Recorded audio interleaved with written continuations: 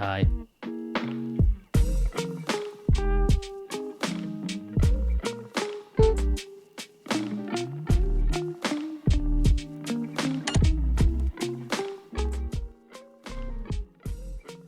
So, today's gonna be a double day video because, yeah, it's two videos. Well, 2 days that we literally cannot complete because of the exact same reason. So I did this too with day 6, 8, and 10 during a stream. We're doing it with days 20 and 20. Am I saying that right? 20 and 21, I think, today. Yeah, 20 and 21 are going to be the same video. It's going to be a reverse engineering challenge and a packet sniffing challenge. Packet sniffing. It's kind of funny. Yeah. Both of those we cannot do. I'm just going to start with that. There's no way to do it because the files are not accessible to us. There's tools that we could probably make work. There's workarounds that we could probably do, but not in the way they've done it. They've locked these files in the VMs, so we cannot access them. So I'm going to go through the material. I'm going to give you the answers. And yeah, this is going to be yet another piece of evidence for this year's Advent of Cyber that TryHackMe, let's just say they need to step up their game a little bit because it's getting a little bit depressing now. I'm going to pause the music. And yeah, like the thing is, I'm in the VPN. I don't think we even need the VPN for this particular video because we're not going to be able to interact with the machines anyway. I will say last year's was not quite as bad. Like there was, I will say that the Advents of Cyber events are very similar every year. Like there's usually similar challenges. Like there's usually a buffer overflow thing or a game thing. There's usually a couple of web things. There's usually a couple of like, there was a whole bunch of AI last time. This time there isn't as much. Amusingly, the AI stuff was actually relatively accessible. But yeah, it's been rough this year. It's a lot of blue team is not super exciting. It's doable. It's just harder. It takes a lot more preparation, which honestly I don't have the time to do. So some of these I am aware come across as a little half-assed. That's not the kind of content I'd love to create, but it's kind of the corner I'm being forced into with the amount of extra preparation I'd need to do to be able to do these properly.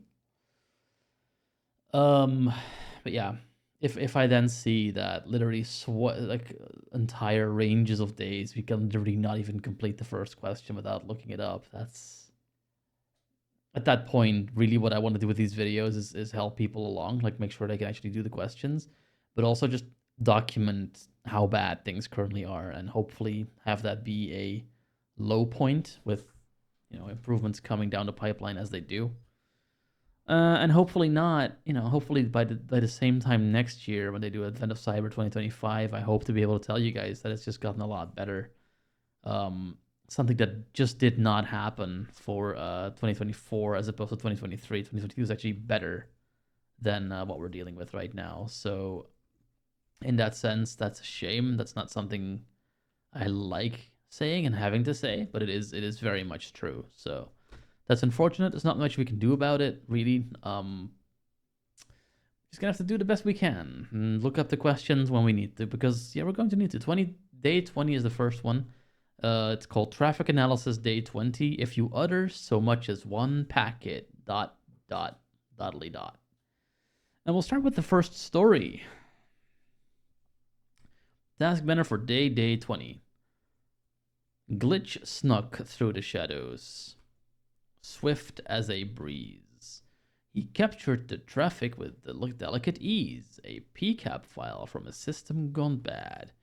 Mayor Malware's tricks made everything mad. Everything or everyone? Sounds like everyone is mad at this point. McSkitty sat at her desk, staring at the PCAP file Glitch had just sent over. It was from Martha May Ware's computer, the latest victim of Mayor Malware's long-running schemes. She smiled, glancing at Byte. Looks like we have to use Wireshark again, eh, Byte? Eh, boy? I'm assuming Byte is a dog. Glitch's voice crackled over the comms. Need any help analyzing it? McSkitty smiled. Thanks, Glitch, but I've got this. Learning objectives. Investigate network traffic using Wireshark. Identify indicators of compromise, IOCs, in captured network traffic. Understand how C2 servers operate and communicate with compromised systems. Connecting to the machine. Before we moving forward, review the questions in the connection cards shown below. There is a graphic with the alt text of connection card. This is getting so old. Okay. Start the virtual machine by pressing the start machine button below. Let's... Is it even worth doing? I don't think it's even worth doing, guys. It's not worth doing. I'm not going to start the machine for this one. Maybe for the next one. The machine will start in split screen view. If the VM is not visible, use the blue show split view button at the top of the page. Nope. You may also access the VM via RDP using the credentials below. Yep. Credentials, if you do want to do that, is administrator as a username with a capital A, and the password is command and control 001 with a capital C, the first one. The rest is all small, like non-capital letters. IP is obviously going to be whatever gets generated. Investigating the depths. McSkitty peered at the PCAP with care. What secrets? She wondered. Are hiding in there. I should have said are hiding in there with the O. I missed that second quote. Are hiding in there. Oh, whatever. With Wireshark, she'll dig through each byte. Byte is capitalized. I guess that's a reference to her dog. Hoping to shed some much needed light. Before we dig deeper into malware's intentions, we must learn a few essential things about C2 communication. Whenever a machine is compromised, the command and control server, or C2, drops its secret agent or payload into the target machine. So C2, because there's two C's, command and control. Sometimes it's called C squared, and the secret agent in this case is a payload. So it's like a little snitch that just tells everything on the computer and then sends data to the C2, to the command and control server. And the command and control server can also send commands to the snitch. It's probably going to be explaining that to us now, but that's sort of a summary. This secret agent is meant to obey the instructions of the C2 server. These instructions include executing malicious commands inside the targets, exfiltrating essential files from the system, and much more. Interestingly, after getting into the system, the secret agent, in addition to obeying the instructions sent by the C2, has a way to keep the C2 updated on its current status. It sends a packet to the C2 every few seconds or every even minutes to let it know it is active and ready to blast anything inside the anything inside the target machine that the C2 aims for, would that be in this case? These packets are known as beacons. For this room, we will be using Wireshark, an open source tool that captures and inspects network traffic saved as a PCAP file. It's a powerful tool, and you'll encounter it frequently in your journey in cybersecurity. It is beneficial for understanding the communications between a compromised machine and a C2 server. All of that is true. The reason why we cannot do this room is because the PCAP file is not publicly available. If there was a link for it, we could do this room, because Wireshark itself is pretty usable. It's not fantastic, but it's certainly accessible enough to be used. So we could start up the machine and use Wireshark code if we could see what we were doing, which we cannot. We could download Wireshark on this machine, but we don't have access to the PCAP file, so that wouldn't get us anywhere. So yeah, that's our only problem. If we had a link to the PCAP file, if they just had one more alternative, that would have made the entire task doable. But then we have connection card as the alt text for the connection card, so I'm not holding my breath at this point. Anyway, let's continue. If you are unfamiliar with it, here are some key capabilities you'll see in this room. List 1. Wireshark can analyze traffic and display the information in an easy-to-navigate format. Yeah, it's a tree view usually, regardless of the protocols used, for example, HTTP, TCP, DNS. 2. Wireshark can reconstruct back-and-forth conversations in a network. in a network. Yeah, a work of NATs. That's what it is. Wireshark allows easy filtering to narrow down essential details. Wireshark can also export and analyze objects that are transferred over the network. I'm getting a little paranoid. I'm just gonna make super sure that we're even audible right now. Let's just really quickly do that.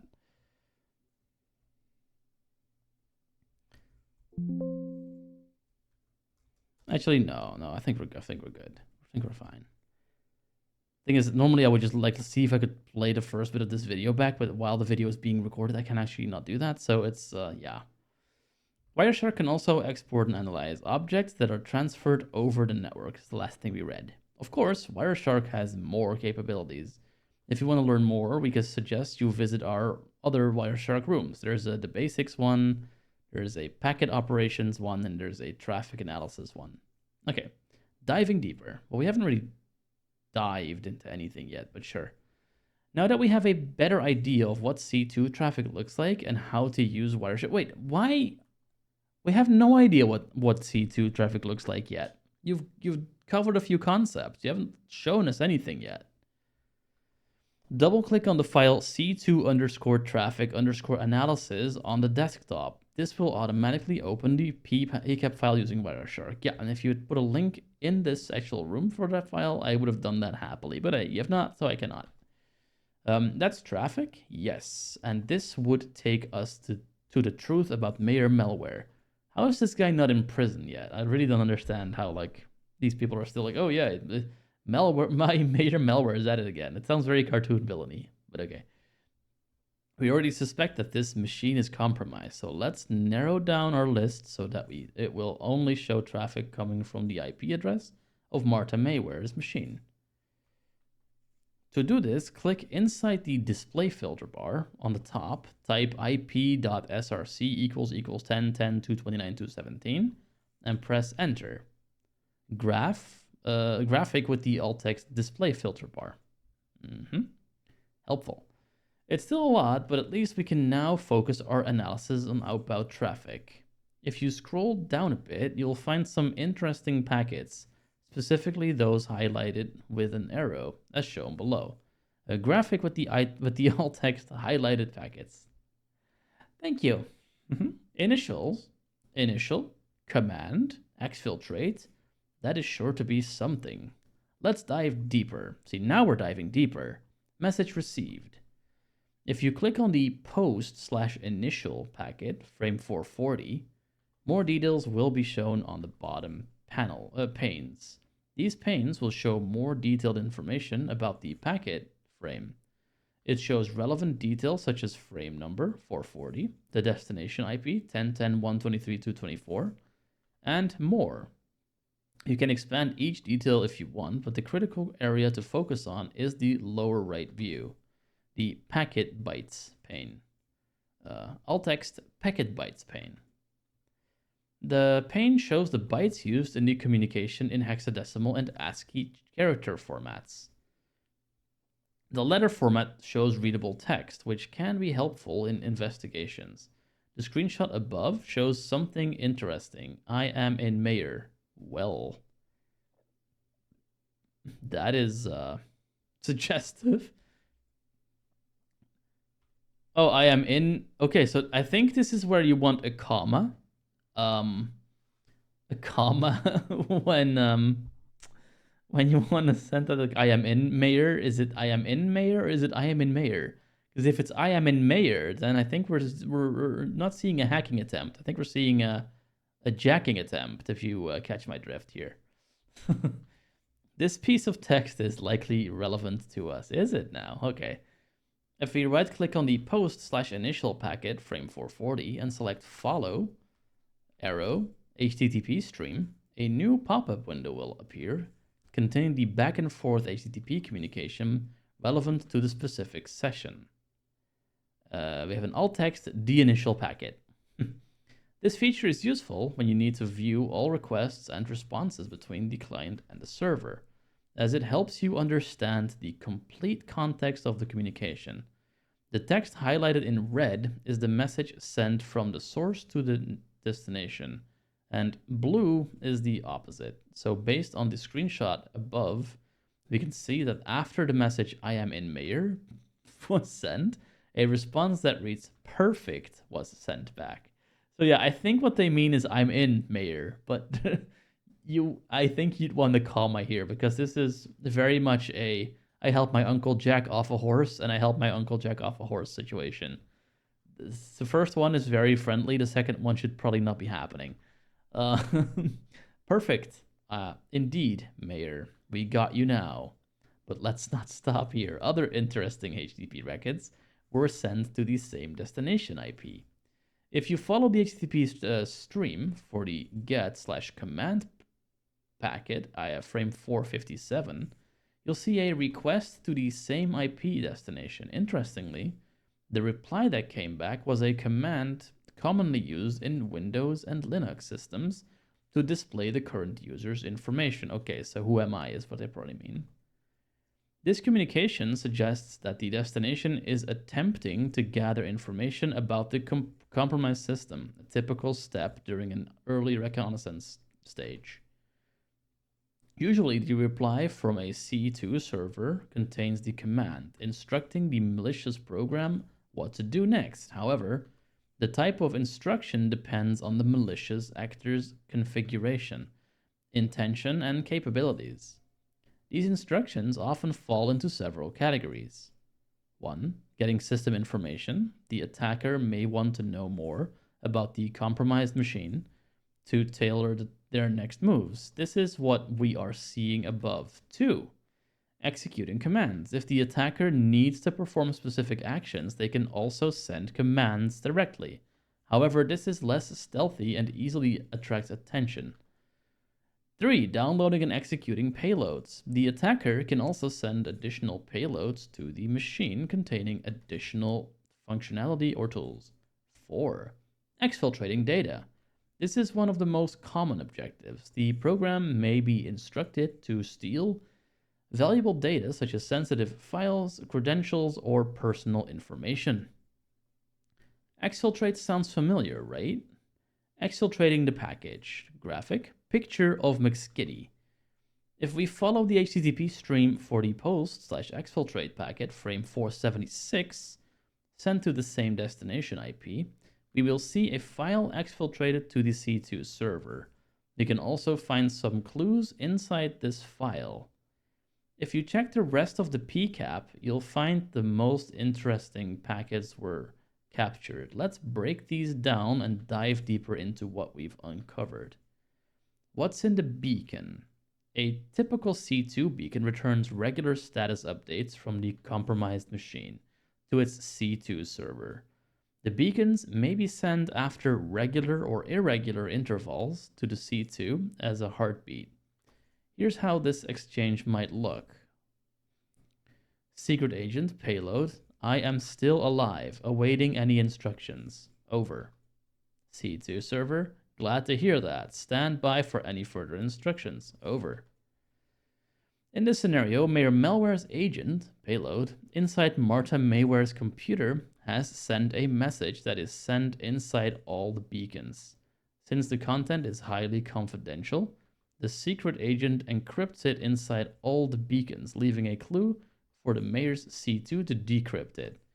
In the current scenario, we can identify the beacons by the multiple requests sent to the C2 from the target machine after regular intervals of time.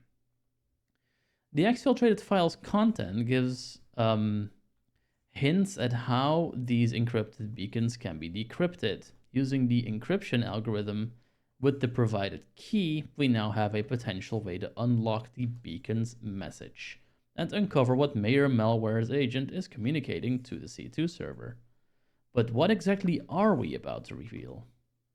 Since the beacon is now encrypted and you have the key to decrypt it, the CyberChef tool would be our source of truth for solving this mystery. Because of its wide features, CyberChef is considered a Swiss Army knife. We can use this to tool for encoding, decoding, encrypting, decrypting, hashing, and much more. However, considering this task's scope, we would only cover the decryption process using this tool. CyberChef is kind of weird accessibility wise. It kind of works, but it doesn't work great. I did leave a comment, like a GitHub issue about certain things, and I think some things were fixed, but I don't know if they were ever merged. So that's kind of strange, like, because that's like half a year ago now, I think, and it's still maybe hanging out on somebody else's branch. It's kind of weird. I'll have to check into that after these videos. This link is the text of the link, that is not a good link text, will open the CyberChef tool in your browser. Note that you will have to open this link within your own browser, since the target VM has no internet connection. Exactly. It's another problem. If it did, I could sneak MVDA on there and have no problem. From the tool's dashboard, you would be utilizing the following panes for decrypting your beacon. 1. Operations. Search for AES decrypt and drag it to the recipe area, which is in the second pane. 2. Recipe. This is the area where you would select the mode of encryption, ECB, and enter the decryption key you have. Keep the other options as they are. 3. Input. Once the recipe is done, it is time to enter our encrypted beacon into the input area. Copy your encrypted string and paste it here.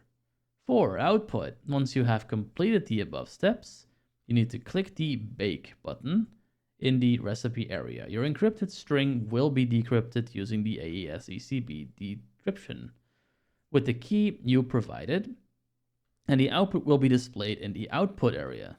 That's great. I'll text CyberChef. My fucking god, seriously.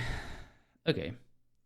If you want to learn more about CyberChef, check out the CyberChef, the basics room from the Cyber Security 101 path.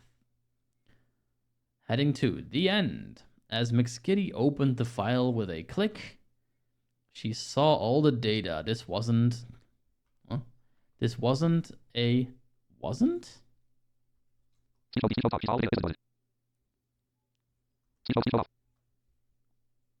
This wasn't a wasn't. The storm was brewing.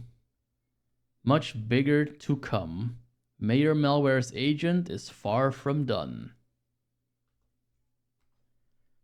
This isn't just another breach, McSkitty muttered to Bite, a grim realization dawning.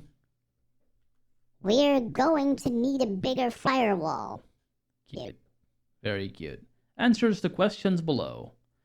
What was the first message the payload sent to Mayor Malware C2? Okay, so I see one character, two characters, and 6 characters. I think that may be that phrase we keep laughing about. I am in Mayor. Exclamation point. Let me put the speech on with actual understandable speed. Is that correct? Yes, it is. So we didn't see it in the actual Wireshark, but we got it from the text. Very nice. What was the IP address of the C2 server? We saw that too. Let me go back up. I think it's this one. Where the fuck are we? Hang on. Speed task 25 game hacking day 90 task 26 details such as frame number 440. Here. Speech mode off. I think it's this one. The destination IP 10.10.123.224. That looks to be the destination, so that's probably going to be the C2. Let's see if that is correct. It is. Very nice. Okay. What was the command sent by the C2 server to the target machine? That was the thing about seeing what user was logged in. I'm guessing that's who am I, just from what I know. And it looks like I'm correct. Yeah, that was the right command. Okay. What was the file name of the critical file exfiltrated from the C2 server? This we don't know. So now I'm going to have to grab a write-up because I don't know that and there's no way for me to find out. I have to click this again, accept. What is this? Advent of Cyber 2024, day 20, right up. Yep, let's have a look. We'll just grab a random response. Jaws star. Sounds promising. Let's see. We need file names. Let's find the file name. Oh, file name maybe without a space. With a space rather. Name of... Huh? Oh, is it like half cut off? Is that it? Yep. Lovely. See if we can find one that's not on stinking medium. This is YouTube. This is YouTube. This is simontaplin.net. Maybe this has it. What was the name of what was the file name of the critical file on the okay. Answers credentials.txt. Okay. Yeah, we could not have figured that out because of the reasons I've already said like several times. There we go. What secret message was sent back to the C2 as an encrypted format through beacons? Well, we don't know that either. It's probably a flag of some kind. The answer is apparently THM_secret with a capital S _101. Note there's no braces in this one. It's literally just the letters THM. And those are all in caps. Yeah. _secret_101. That's like the one for this one. So I'm gonna paste that in here. Yay, that was correct. And that is also the final question. It looks like learn more about Wireshark in our Wireshark traffic analysis room. Complete. Now this day is done. We have finished day 20. And we're going to go straight on to day 21 because it is equally undoable for a very similar, exactly the same reason, actually. So yeah, we're going to just keep going with this video, with this one video, because I honestly don't want to break them up. There's no need for that in this point. So we're going to keep on reading, keep on going. And then I think I'll literally cut the video off after that and then do the day after that right after, because that is also one where we have to pre-hack it. But we can, I think, do that one because it's mostly command line based. So we'll do that one after this, but that's going to be a separate video. All right, the story for day 21. Help me, I'm reverse engineering. Okay. Task banner for day 21. McSkitty's alert dashboard lit up with an unusual alert. A file-sharing web application built by Glitch had triggered a security warning. Glitch had been working hard during this season's Sockmas after the last scare with the Yule log exploit, but this new alert caused McSkitty to question his intentions. Uh-oh. McSkitty began to investigate. It seemed that source of the alert came from a binary file that made its way to the web app's backend. It did not belong there and had some anomalous activity. The binaries was compiled with .NET. This whole setup seemed quite unusual. And with Glitch working on the latest security updates, McSkitty was filled with suspicion. Uh-oh. As McSkitty continued her investigations, Glitch rushed into the room. I swear, I did not put it there. I was testing defenses, but I wouldn't go that far. McSkitty reassured him. This doesn't look like your work. Let's get to the bottom of this. Put on your decompiling hat and let's see what we are dealing with. Oh boy. Learning objectives. Understanding the structure of a binary file. The differences between disassembly versus decompilation. Familiarity with multi-stage binaries. Practically reversing a multi-stage binary. Last thing we will not be doing. I can already tell you that now. Connecting to the machine. Before moving forward, review the questions in a connection card shown below. Task connection card. Okay, same different person, but still completely pointlessly unhelpful. Click on the green Start Machine button below to start the virtual machine in split screen view. If the VM is not visible, use the blue Show Split Screen View button at the top of the page. Alternatively, you can connect to the VM Remote Desktop Protocol, RDP, using the credentials below. The credentials in this case are administrator with a capital A and AO. This is a longer one. Hang on.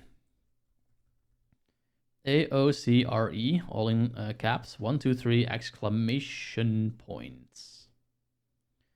Okay, heading 2, Introduction to Reverse Engineering. Reverse engineering, or RE, is the process of breaking something down to understand its function. In cybersecurity, reverse engineering is used to analyze how applications, binaries, function.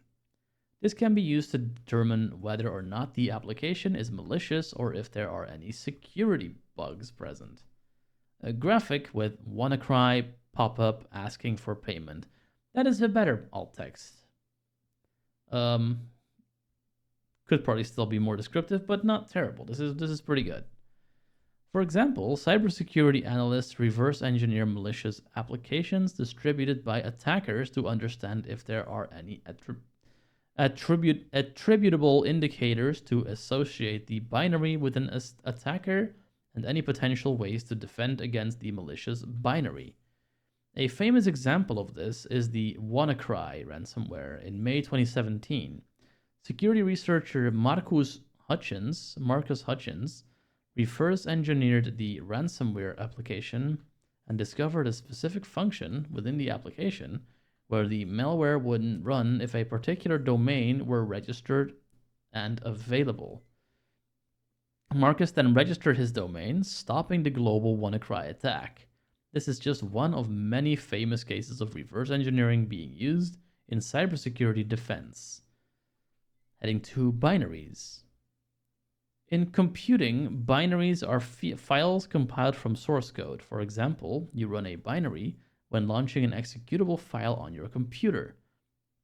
At one point in time, this application would have been programmed in a programming language such as C#. It is then compiled, and the compiler translates the code into machine instructions. Binaries have specific structure depending on the operating system they are designed to run. For example, Windows binaries follow the portable execution or executable or PE structure, whereas on Linux, binaries follow the executable and linkable format or ELF. That's funny for Christmas, ELF. Yeah. This is why, for example, you cannot run a .exe file on macOS. With that said, all binaries will contain at least a code section. This section contains the instructions that the CPU will execute. A data section. This section contains information such as variables, resources, images, other data, etc. An import-export tables. These tables reference additional libraries used, imported, or exported by the binary. Binaries often rely on libraries to perform functions. For example, interacting with the Windows API to manipulate files. The binaries in today's task follow the PE structure. This structure will be explained throughout the task. All right. Disassembling versus decompiling. When reverse engineering binaries, you will employ two primary techniques. This task section will introduce you to the disassembly and decompiling, explaining the key differences and their pros and cons. Disassembling a binary shows the low-level machine instructions the binary will perform. You may know this as assembly. Because the output is translated machine instructions, you can see a detailed view of how the binary will interact with the system at what stage. Tools such as IDA, GHydra, and GDB can do this. Alt text disassembling a binary.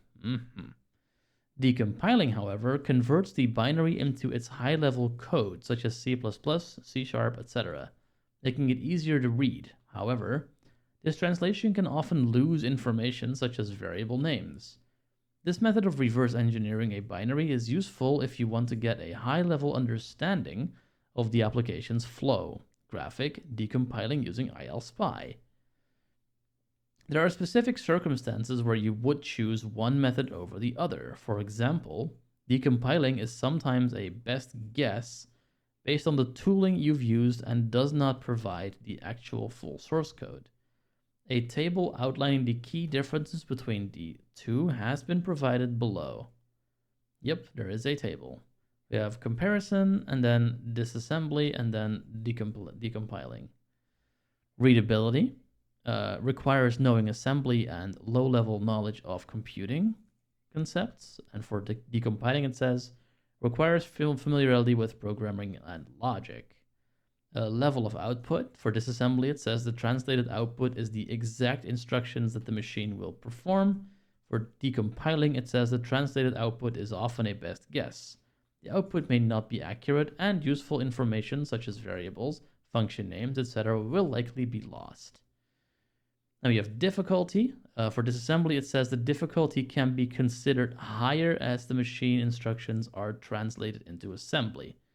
The machine instructions are translated into a high-level language, which makes them easier to understand if you are familiar with the language the binary is written in. That's for the decompiling part. Usefulness. For disassembly, it says the entire behavior of the binary can be studied given enough time. Decompiling is a quick way to understand some of the logic of the binary. So it's essentially saying that's not very useful without actually using those words. Heading 2, multi-stage binaries. Recent trends in cybersecurity have seen the rise of attackers using what's known as multi-stage binaries in their campaigns, especially malware. These attacks involve using multiple binaries responsible for different actions rather than one performing the entire attack. Usually, an attack involves various binaries. Will look like the following. Stage 1, dropper.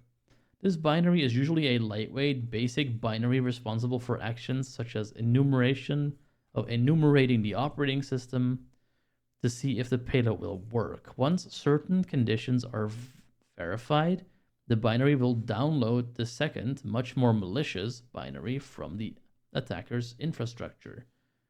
Stage 2, payload.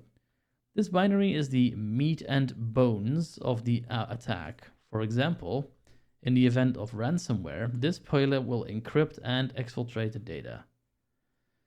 Sophisticated attackers may further split actions of the attack chain, for example, lateral movement, into additional binaries. Using multiple stages helps evade detection and makes the analysis process more difficult. For example, a small, more harmless initial binary is likelier to evade detection via email filtering than a fully fledged binary that performs malicious actions, such as encryption. Additionally, splitting these functions into multiple stages gives the attacker much more control. For example, only downloading specific stages once conditions such as time have been met. The diagram below shows what an attack involving multiple staged binaries may look like. Depicting the stages of the multi-stage binary. At the first,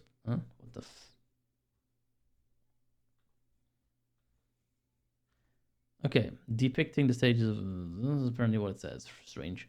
At first, there is an entry point, such as from a phishing email. Then an initial dropper, which executes a downloader containing the malware. All right. And we have a heading that says Jingle.net all the way. For today's task, you will be reverse engineering two .NET binaries using the decompiler ILSpy. Now, I don't know how accessible ILSpy is. I haven't really had a chance to play with it. Fortunately for me, and unfortunately for literally everyone that needs these kinds of informational tools, we are never given the actual binaries outside of the VM. So there is no actual way for me to test these on the actual things we're doing. So yeah, I haven't had to actually look into it yet. I will in the new year, but not right now. You can follow the walkthrough below in reverse engineering using the example application named demo.exe. Then you will reverse an application on your own at the end of this task. No, sir, I shall not do that. Before analyzing our target, we need to learn and find a way to identify the original binary file, modify it, or use it as an evidence. Also, it is good practice to have a big picture of the file we are dealing with so that we can choose the proper tools we will need. Let's start by navigating to the file location in the demo folder of the machine's desktop by right-clicking on the file named demo and clicking on properties. We have an alt text clicking on properties option. We can observe that the file's extension is .exe, indicating that it is a Windows executable. Graphic, checking properties of demo.exe. Since it's a Windows file, we'll use PE Studio, a software designed to investigate potentially malicious files and extract information from them without execution. This will help us focus on the static analysis side of the investigation. Let's open PE Studio from the taskbar and then click on File Open and select the file demo.exe located in C, Users Administrator, Desktop, demo.exe, as shown below. Wait, we're not going to explain what static analysis is? I guess I will then. Static analysis is when you don't run the file yet. You just sort of toss a number of tools at it to see if you can get like strings or important like names of things out of the file without actually running it. It's usually like a first pass, and it's safer than just outright running the file and see what will happen. We have an alt text opening file in PE Studio. As shown below, PE Studio will display information about the file. So let's start enumerating some of the most important aspects we can get from it. Using the left pane, we can navigate through different sections that will share different types of information about the file. In the general information output displayed when opening the file, we can see that the hash of the file in the form of SHA-256, the architecture type, in this case x64, the file type, and the signature of the language used to compile the executable, in this case .NET framework, that uses the C# language.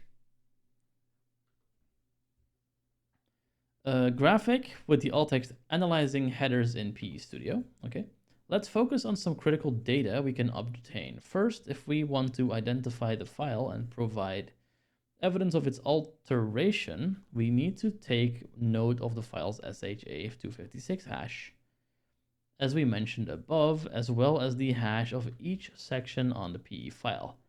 PE stands for Portable Executable, and it's the format in which Windows executables are arranged. You can learn more about it here. Here is the link text. That is not good link text. That's not very context heavy. The sections represent a memory space with different content of the Windows executable within the PE format. We can calculate the hash of these sections in order to identify the executable properly. We'll focus this time on two hashes. The one from the .text section, which is the section on the file containing the executable code. This section is often marked as read and executable. So it should not have any alterations when the file is being copied. We can observe them in the screenshot below. It has the alt text checking sections in PE Studio.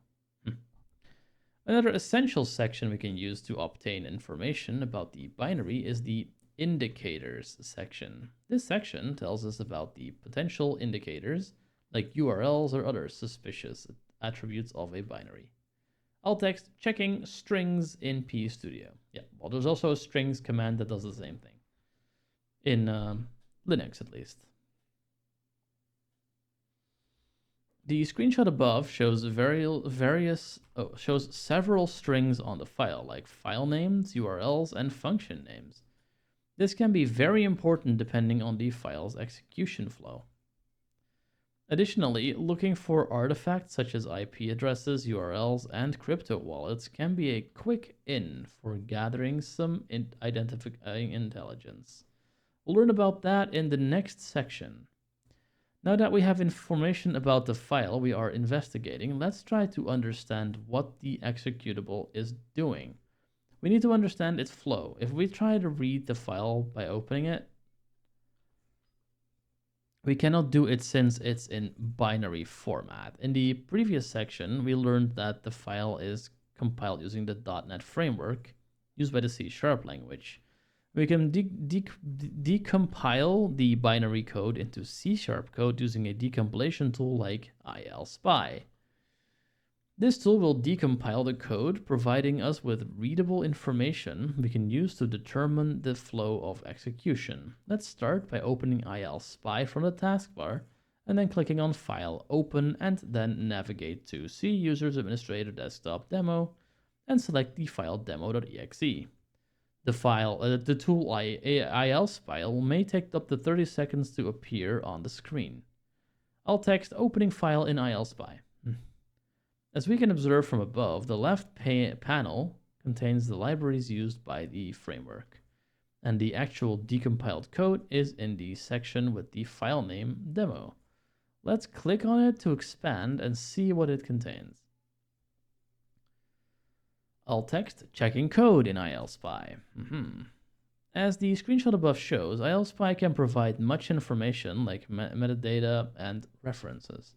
However, the actual show is displayed on the brackets symbols, in this case under demo binary arrow program arrow main, which is actually the main function of the executable. Now that we have access to the code running on the binary, let's analyze it. Private static, okay, there's some code here. Speech mode talk. Wrote that with the speed meter. The code running on private static void main, string args. Console.writeLine, hello, THM demo, binary. Thread.sleep, 5000, string address equals http://10.10.10.10/im/try/connect.png. String text equals path.combine, environment.getFolder path, environment.specialfolder.desktop. thm-demo.png. Okay, yeah, we can see there's an image here. We can see there's hello THM. Using web client web. Try. Console.writeLine, downloading file. Web client.download file, address, text. Console.writeLine, file downloaded to plus text. Here we can see what happens when this were to finish with the downloaded file, image in this case. Use shell X, console, cat, console.writeLine, speech And the rest mode is off. not super important. This is the demo application after all. The code above displays the main function and its code.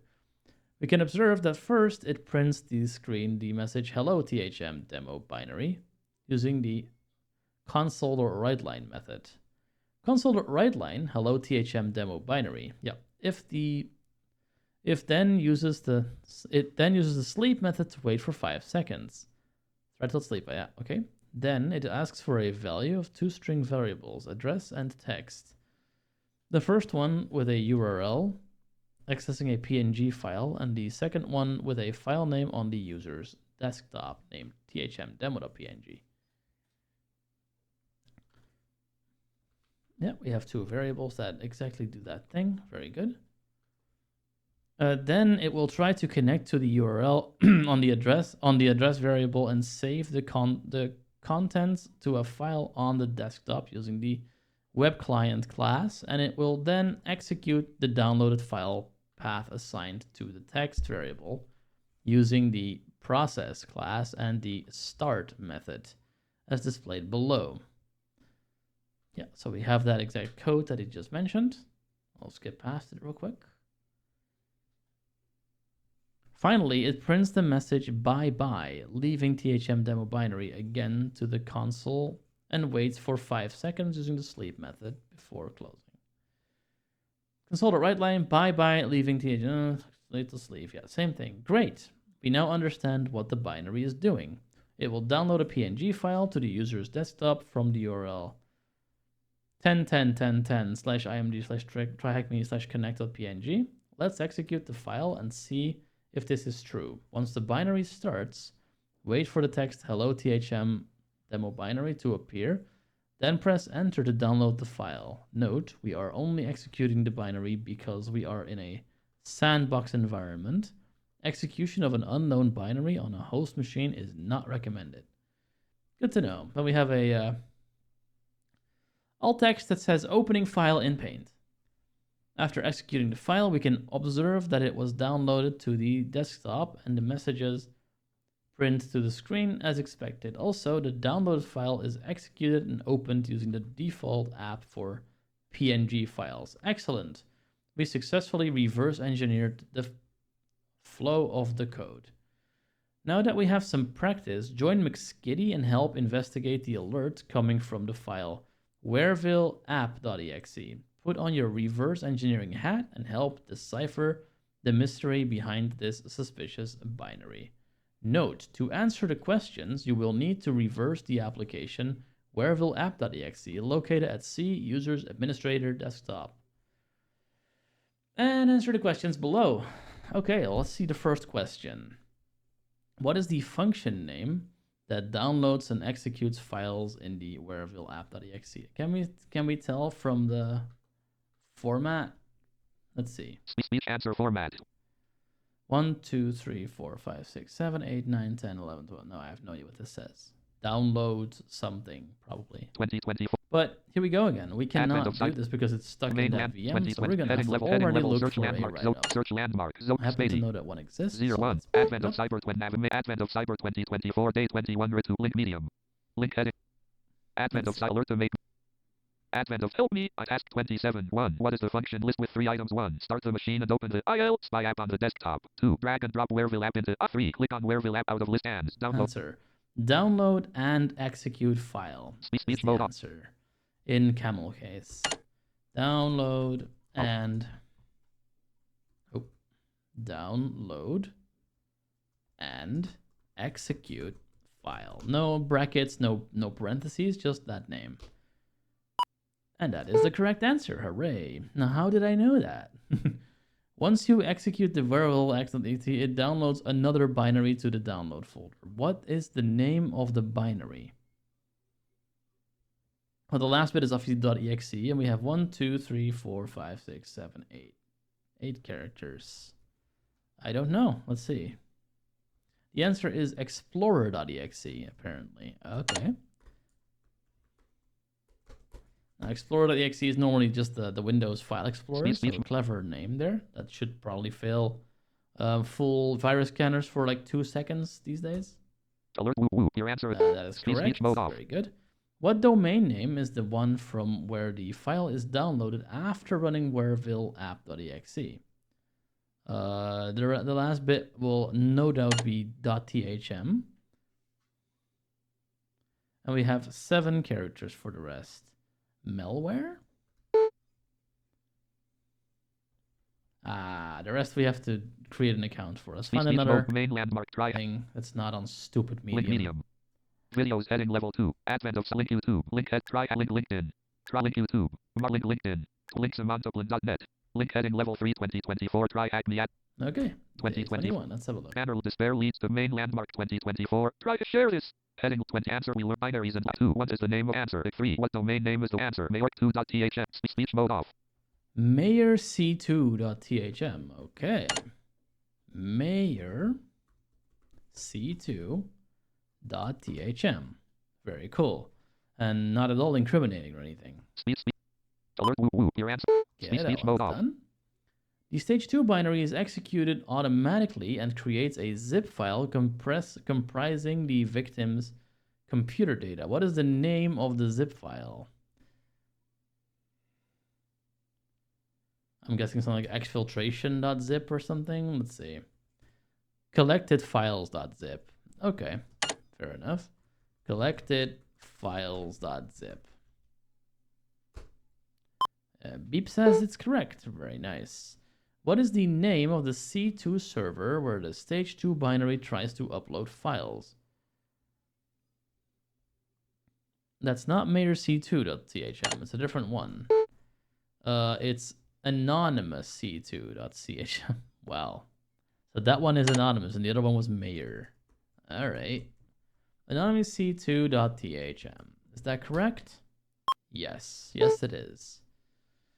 If you enjoyed this task, feel free to check out the x86 assembly crash course room. Okay, we'll do that. And that ends day 21. We did 2 days in a row in one video because they both had the same issue. Yeah, I'll see you in the next one. Probably number 22, which I'll do literally right after this one. Have fun. I'll see you in the next one. Bye-bye.